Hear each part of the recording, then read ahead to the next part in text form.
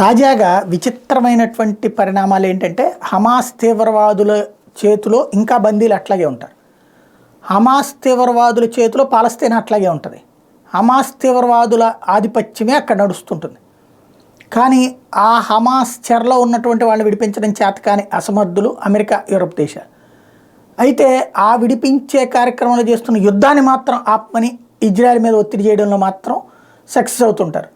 బందీల విడుదల కూడా 40 మందిని 50 మందిని విడిచిపెట్టేటటువంటి నాటకం సాగుతానే ఉన్నటువంటి పరిస్థితి. ఇప్పుడు థాయిలాండ్ ప్రభుత్వం అదే అడుగుతుంది. థాయిలాండ్ పౌరులు కూడా ఇప్పుడు ప్రస్తుతం హమాస్ దగ్గర బందీలుగా ఉన్నారు.